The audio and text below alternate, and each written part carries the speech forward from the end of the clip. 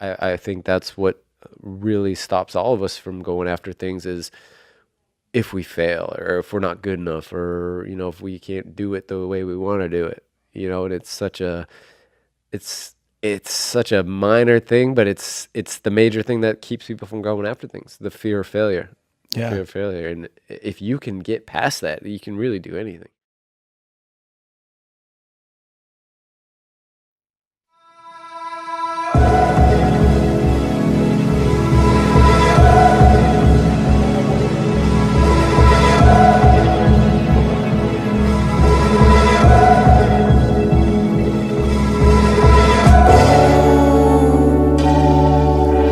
Oh, this time I was just running around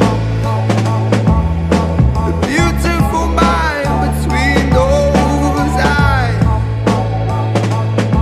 I wasn't looking, but oh, I found a gap in the clouds. The sun comes out. Good morning and welcome back. If you don't know already, my name's Benny, and we run a business called Us Clothing, Us Lifestyle, and Us Coconuts. And basically, right now, I'm in Amsterdam Central, and to meet a guy called B.A.N.G Reilly, co-founder of Us, Mr. Us himself, writer, artist, poet, movement expert. And the reason I'm in Amsterdam is because we're putting together a film about everything that he does. So I've flown over to Amsterdam now. We're going to sit down, put together an edit of footage from California, Holland, London, and also footage that we took in Ireland as well, Cork in Ireland. And yeah, man, it should be a great kind of dope creative experience. So if you watched the previous vlogs, I was kind of I put together some bits and pieces from times when some fighters from the US came over to the UK to spend some time with myself and B.A.N.G Reilly, who was doing the nutrition for the fighters. Now, what we also did is we filmed parts of the film, and we sat. One of the places that we went to was a tea place that deals with trippy tea. So through this vlog, basically, I'm gonna kind of give you an insight into what happened then in London. That's the last bit of the footage that I got from the stay with B.A.N.G Reilly in London, England. And from there, I'm just gonna continue with the vlogs as normal. But I wanted to get some of this footage out there because I think definitely you guys can learn something from it, and also it's interesting. So I'm gonna run that through this vlog. If you don't know already, we run a coconut business called Us Coconuts, and basically we make young green coconut based, gluten-free, refined sugar-free, electric pancakes. And you can find us in Camden, London, Broadway Market, East London, and Brick Lane, East London. So I'll put all of the places where we're located on the screen now.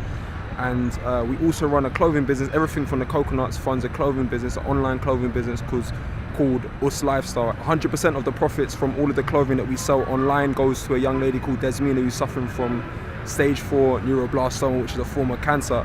So yeah, man, feel free to check out the clothing, make a purchase, share Desmina's story, and yeah, man, check out some of the content that we produce, the vlog, subscribe to this vlog, leave a comment on this vlog, leave some feedback behind, man. I always appreciate feedback. We try and get back to as much of the stuff as possible. Also, if you want to donate money to Desmina, our little warrior Desmina, directly, you can donate money through our website, and the link to that is www.johnnybangrally.com/Desmina's Fund. So you can leave some money and donate money directly to Desmina and her family, because she deserves a break, and we're going to keep on pushing through these vlogs, releasing new merch and sharing her story through these means to raise as much money as possible for this young warrior. Try life, us. The idea that you can just talk, and even if you kind of understand mentally like where your issues are or what you need to resolve, you can't unlock a lot of those unless you actually combine it with the physical.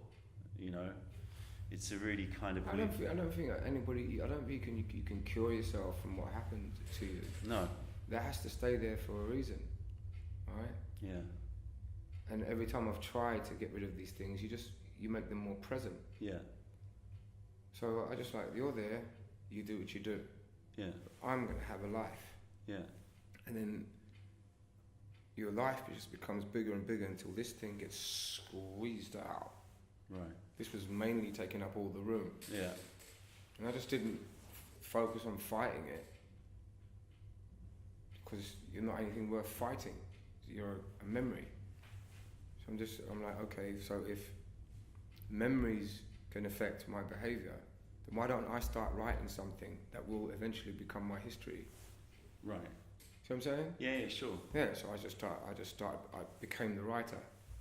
Yeah, but in order to do that, you first had to expose the memories, right?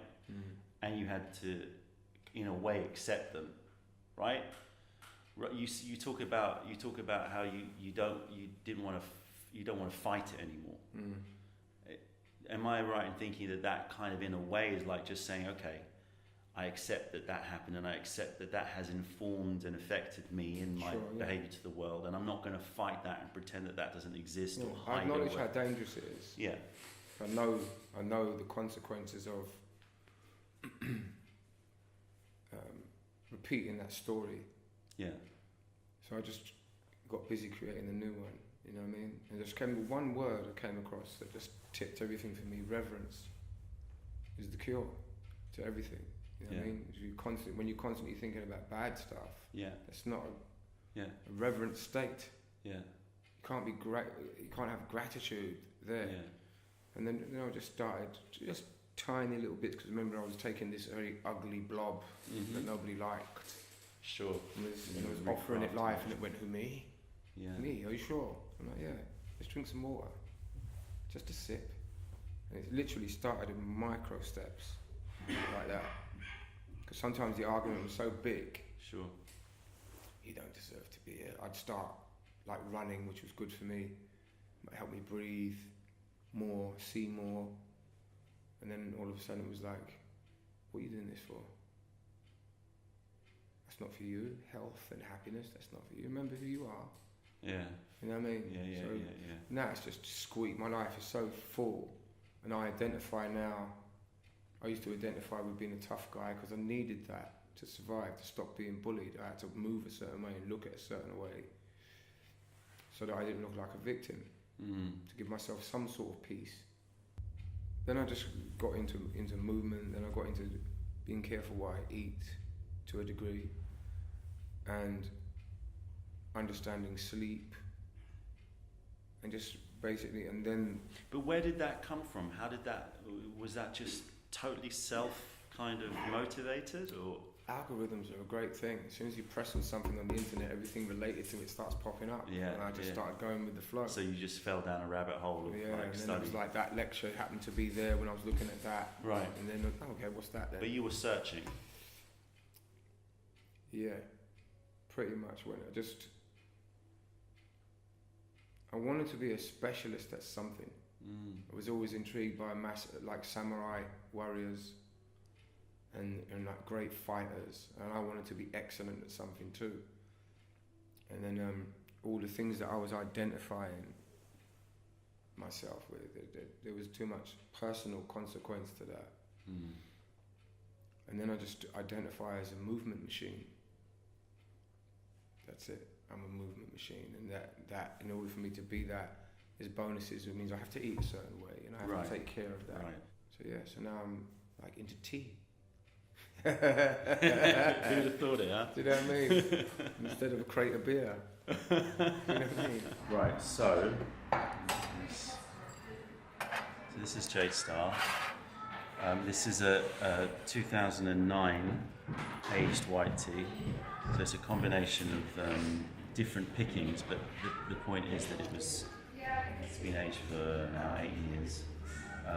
And you can see how dark it is. I don't know if you can see what white tea normally looks like, but it's like beige kind of green colour. So it's kind of gone through its aging process.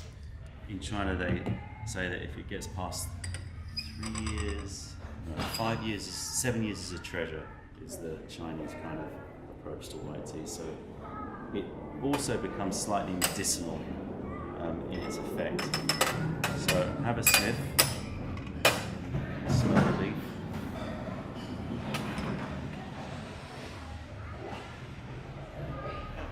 There's two types of tea that generally are the more have more ability to get you kind of more tea drunk. One of them is the white tea, but it's aged white tea.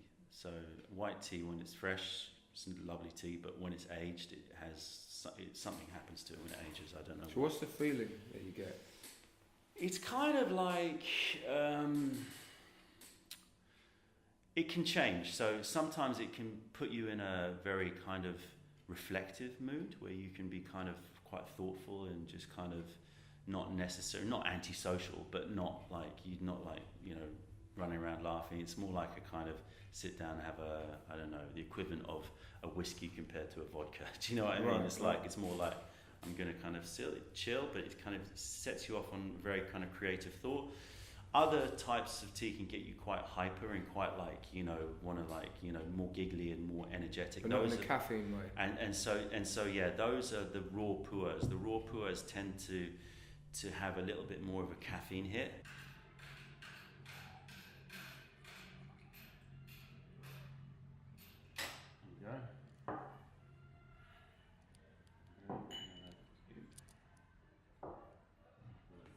Bros. Cheers.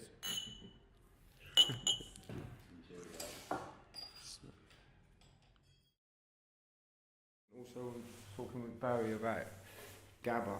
Because you guys mentioned that you can actually get it through teas, certain teas. Yeah, right? so all tea has GABA in it. Okay. But there are some oolongs. It was invented by the Japanese in the 70s or 80s or something. They figured that when you take the leaf, in the process of it oxidizing, if you then take away the air from it, you put it in like a nitrogen-rich tank or whatever, then it radically increases the GABA content. My son suffers from ADHD. Okay. He trains every day. He's on mild medication for ADHD, which has made a vast difference. He still has anxiety and depression, which goes when he trains. He goes to the gym every day. Right. One week he'll do something maybe 2 or 3 times a day. Yeah. But recently he started taking GABA. As a supplement form. Yeah. Yeah, which I experimented with for myself before getting involved with him. And I found it lightens your mood. Yeah. It's better mood, gives you more bounce. Yeah. Which definitely works with him. He still has ups and downs. Yeah, sure. Well, this is what's been happening. Yeah, this is what's been happening. It's like a lot of is the classic thing, isn't it? A lot of scientists say no, it's not possible, but everyone's doing it and going, no, actually, it's really helping. Yeah. And so it's kind of GABA is a neurotransmitter that basically acts like a kind of a brake on you on the kind of stress response. So it's like it's calm but not sleepy. It doesn't make you tired, but it basically kind of acts like a brake. It just kind of chills you out a little bit. Yeah, I use lithium orotate for that. Okay. You know what I mean? Not the ones that they give the psych patients, but it's like 50 milligrams of the salt, you know? Yeah. And that, I can definitely feel that I'm more like this than that. Sure. You know? It just balances it out.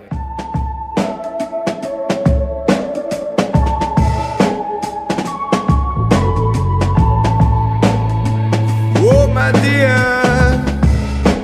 don't be afraid. Oh, my heart, speak open, it can come back to life someday. So we just went to see Don at the tea shop, and we tried some trippy tea. And right now I feel kind of bubbly, like light on my feet and stuff. Like this is some kind of fermented white tea or something, and it's meant to kind of make you kind of high. So yeah, man, I'm feeling irie, man. But soak up taking that information from Johnny B.A.N.G Reilly and Don, because they're both Dons when it comes to how herbs and adaptogens and teas and things like this that we often neglect, which are very easy to kind of source, can have a profound impact on your immune system, how you feel and think, and how your body functions. So yeah, man, I'm gonna stay trippy on this trippy tea, and everybody stay irie. Who really knows? the